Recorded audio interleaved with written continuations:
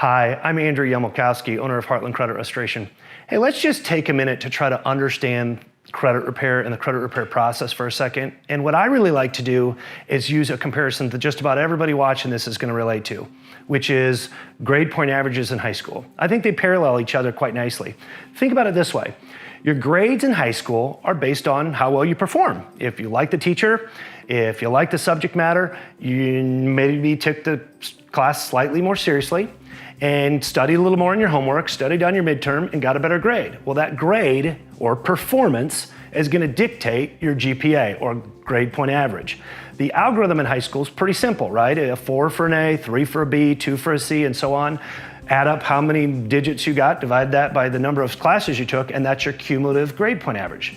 Now think about this. An F your freshman year is a negative. It makes your grade point average go down. But that F is still going to work against you even though you are a sophomore now and then become a junior and then a senior. And in fact, in high school, if you think about it, if you get an F and then the next class you get an A, that kind of equals out to be about a C. Your transcripts are a 4-year history. And again, grades are based off performance. Now let's kind of compare that a little bit to credit scoring. Instead of a 4-year transcript that you would have in high school, credit reporting is a 7-year look back, so it's a little bit longer. The F's from your past stay with you a little bit longer. The other thing to think about it is very similar to high school.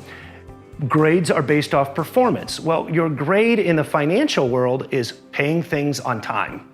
So one of the things I would encourage you to do is when you're looking at building your credit score, it's like building your grade point average. The frustrating part is if you have a tough junior year and you don't pass any of your classes, they don't kick you out of school, they just make you come back and redo your junior year, but then you get the new grades.